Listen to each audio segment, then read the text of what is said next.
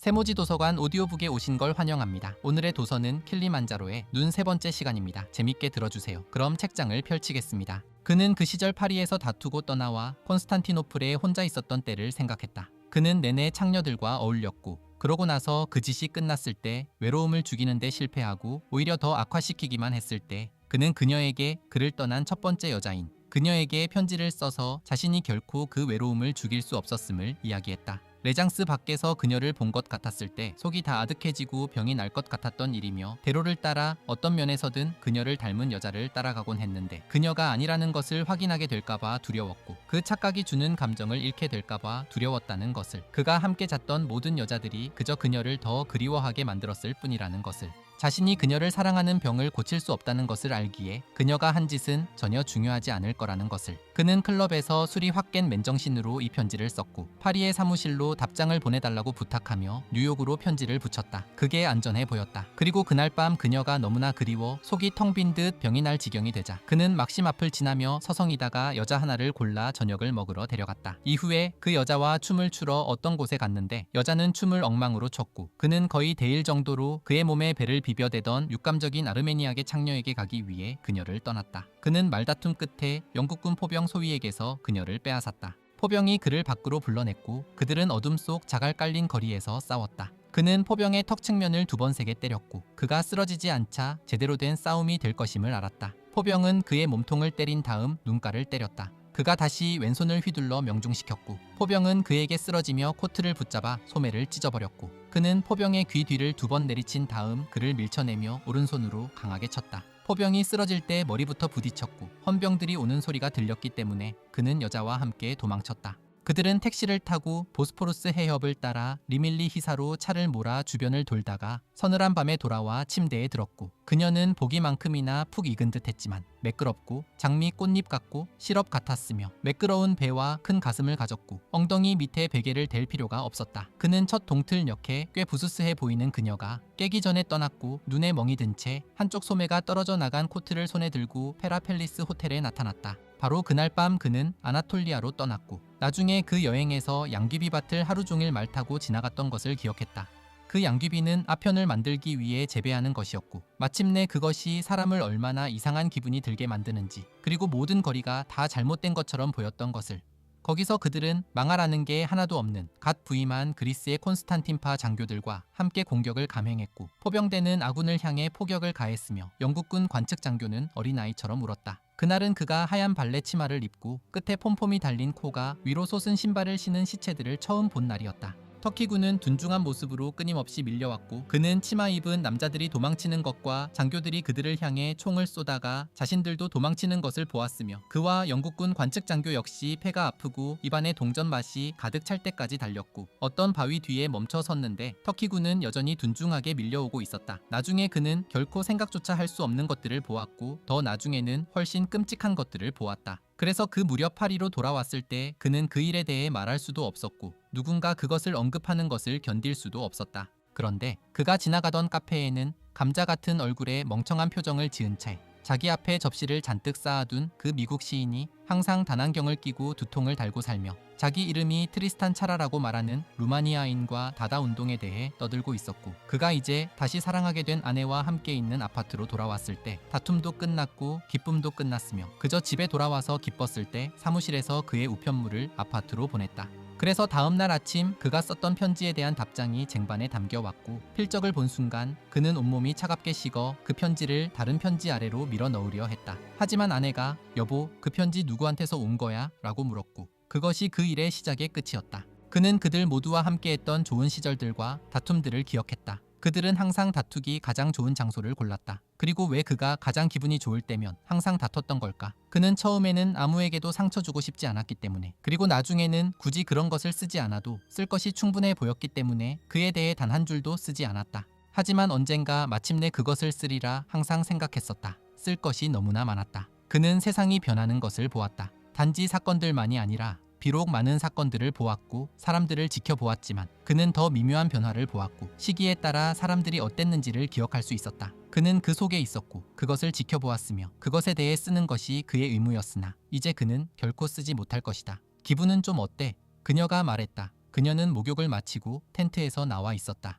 괜찮아. 이제 뭐 좀 먹을래? 그는 그녀 뒤에서 접이식 테이블을 든 몰로와 접시를 든 다른 소년을 보았다. 글을 쓰고 싶어. 그가 말했다. 기운을 차리려면 고기 국물이라도 좀 마셔야 해. 난 오늘 밤 죽을 거야. 그가 말했다. 기운 차릴 필요 없어. 제발 멜로드라마 찍지 마, 해리. 그녀가 말했다. 코는 뒀다 뭐해? 내 허벅지는 지금 반쯤 썩어 들어갔어. 고기 국물 따위로 수작 부릴 상황이냐고? 뭘로? 위스키 소다 가져와. 제발 고기 국물 좀 마셔요. 그녀가 부드럽게 말했다. 알았어. 국물은 너무 뜨거웠다. 그는 먹을 수 있을 만큼 식을 때까지 컵을 들고 있어야 했고, 그러고 나서 토역질을 참고 억지로 삼켰다. 당신은 좋은 여자야. 그가 말했다. 내 말은 신경 쓰지 마. 그녀는 스퍼와 타운 앤 컨트리 잡지에서 보던 조금 술에 지들고 조금 잠자리에 지치긴 했지만 그 잘 알려지고 몹시 사랑받는 얼굴로 그를 바라보았다. 하지만 타운 앤 컨트리는 그 훌륭한 가슴과 쓸모 있는 허벅지, 등을 가볍게 어루만지던 그 손길을 결코 보여주지 않았고, 그가 그녀의 익숙하고 상냥한 미소를 보았을 때 그는 죽음이 다시 다가오는 것을 느꼈다. 이번에는 불쑥 몰아치지 않았다. 그것은 촛불을 흔들리게 하고 불꽃을 길게 늘어뜨리는 한 줄기 바람 같은 숨결이었다. 나중에 내 모기장을 꺼내서 나무에 매달고 불을 피우라고 해. 오늘 밤엔 텐트에 안 들어갈 거니까. 움직일 가치도 없어. 맑은 밤이야. 비는 안 올 거야. 그래서 이렇게 죽는 거로군. 들리지도 않는 속삭임 속에서. 뭐 더 이상 다툴 일은 없겠지. 그건 약속할 수 있다. 그가 한 번도 겪어보지 못한 유일한 경험을 지금 망치지는 않을 것이다. 아마 망치겠지. 넌 모든 걸 망치니까. 하지만 어쩌면 아닐지도 모른다. 당신 받아쓰기는 못하지? 배운 적 없어. 그녀가 그에게 말했다. 그럼 됐어. 당연히 시간도 없었다. 제대로만 할 수 있다면 그 모든 걸 단 하나의 문단에 압축해 넣을 수 있을 것 같았지만 말이다. 호수 위 언덕에는 회반죽으로 빈틈을 하얗게 메운 통나무집이 있었다. 식사 때 사람들을 부르기 위해 문 옆 기둥에는 종이 매달려 있었다. 집 뒤에는 들판이 있었고 들판 뒤에는 숲이 있었다. 롬바르디아 포플러 한 줄기가 집에서부터 선착장까지 뻗어 있었다. 또 다른 포플러들이 곳을 따라 자라 있었다. 길 하나가 숲의 가장자리를 따라 언덕으로 올라갔고 그는 그 길을 따라가며 블랙베리를 땄다. 그러다 그 통나무집이 불타버렸고 벽난로 위 사슴 발 받침대에 놓여있던 모든 총들도 불타버렸으며 나중에 탄창 안에 납이 녹아내리고 개머리판이 다 타버린 총열들은 커다란 무쇠에 비누 솥에 쓸 잿물을 만드는 잿더미 위에 나뒹굴었다. 당신이 할아버지에게 그것들을 가지고 놀아도 되냐고 묻자 할아버지는 안 된다고 하셨다. 알다시피 그것들은 여전히 할아버지의 총이었고 할아버지는 다른 총을 사지 않으셨다. 더 이상 사냥도 하지 않으셨다. 집은 이제 목재로 같은 자리에 다시 지어졌고 하얗게 칠해졌으며 그 집의 현관에서 당신은 포플러와 그 너머의 호수를 볼 수 있었지만 총은 2번 다시 없었다. 통나무집 벽에 사슴발에 걸려있던 총들의 총열은 그곳 잿더미 위에 버려져 있었고 아무도 그것들을 건드리지 않았다. 전쟁 후 슈바르츠발트에서 우리는 송어 낚시터를 빌렸고 거기로 가는 길은 두 갈래였다. 하나는 트리베르크에서 계곡을 따라 내려가 하얀 도로를 감싸는 나무 그늘 속 계곡길을 돌아 커다란 슈바르츠발트식 가옥들이 있는 여러 작은 농장들을 지나 언덕을 오르는 샛길로 빠져 그 길이 시내와 교차할 때까지 가는 것이었다. 거기서부터 우리의 낚시가 시작되었다. 다른 길은 숲의 가장자리까지 가파르게 올라가 소나무 숲을 지나 언덕 꼭대기를 가로지른 다음 초원 가장자리로 나와 이 초원을 가로질러 다리까지 내려가는 것이었다. 냇가에는 자작나무들이 있었고 내는 크지 않았지만 좁고 맑고 물살이 빨랐으며 물살이 자작나무 뿌리 아래를 파고들어 생긴 웅덩이들이 있었다. 트리베르크의 호텔 주인은 그의 훌륭한 시즌을 보냈다. 아주 즐거웠고 우리는 모두 좋은 친구였다. 이듬해 인플레이션이 닥쳤고 그가 전년도에 번 돈으로는 호텔을 열 물자를 사기에 턱없이 부족하여 그는 목을 매달았다. 이런 것은 불러서 받아 적게 할 수 있지만 꽃 파는 상인들이 길거리에서 꽃을 염색하고 그 염료가 오토버스가 출발하는 포장도로 위로 흘러내리던 콩트르 에스카르프 광장, 그리고 항상 와인과 싸구려 마르크에 취해 있던 노인들과 여자들, 추위에 콧물을 흘리던 아이들, 아마추어 카페의 더러운 땀 냄새와 빈곤과 술주정의 냄새, 그리고 그들이 위층에 사는 발 뮤제트의 창녀들은 받아 적게 할 수 없을 것이다. 자기 관리실 의자에 말총 장식이 달린 헬멧을 올려놓고 공화국 수비대 기병을 접대하던 관리인, 복도 건너편에 살던 남편이 자전거 경륜 선수였던 세입자, 그녀가 아침에 크레므리에서 로토지를 펼쳐보고 남편이 그의 첫 큰 대회인 파리투르에서 3위를 한 것을 보았을 때의 그 환희.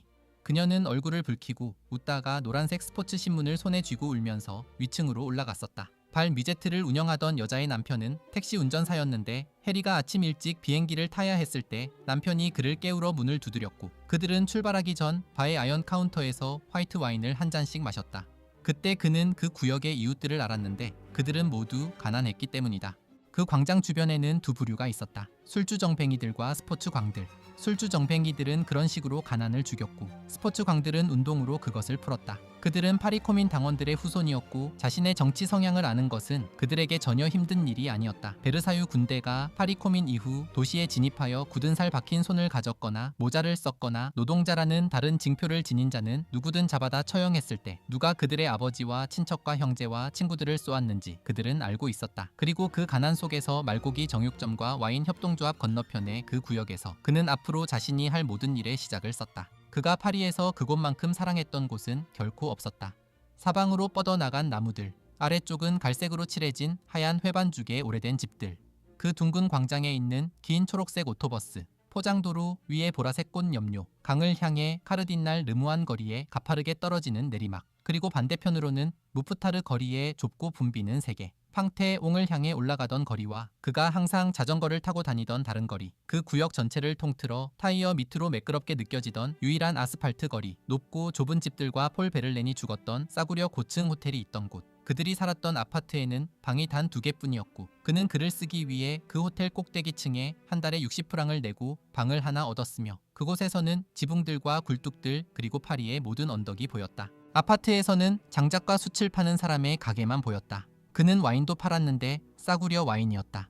열린 창문에 도축된 고기들이 누런 금빛과 붉은빛으로 매달려 있던 말고기 정육점 밖에 황금 말머리, 그리고 그들이 와인을 사던 초록색으로 칠해진 협동조합, 싸고 좋은 와인이었다. 나머지는 회반죽 벽과 이웃들의 창문뿐이었다. 밤에 누군가 길거리에 취해 쓰러져 사람들에게 존재하지 않는다고 선전되는 그 전형적인 프랑스식 만취 상태로 신음하고 끙끙거릴 때면 창문들을 열고 속삭이듯 대화를 나누던 이웃들. 경찰은 어디 있는 거야? 필요 없을 땐 그 새끼는 항상 나타나면서 어느 관리인연하고 자고 있겠지. 순경을 불러와. 그러다 누군가 창문에서 물 한 양동이를 끼얹으면 신음소리가 멈췄다. 저게 뭐야? 물이군. 아, 현명하네. 그리고 창문이 닫히는 소리. 그의 가정부인 마리는 8시간 노동제에 반대하며 이렇게 불평했다. 남편이 6시까지 일하면 퇴근길에 찔끔 취할 정도만 마시니까 돈을 많이 낭비하지 않아요. 5시까지만 일하면 매일 밤 만취해서 돈이 남아나질 않죠. 이 노동시간 단축 때문에 고통받는 건 노동자의 아내라고요.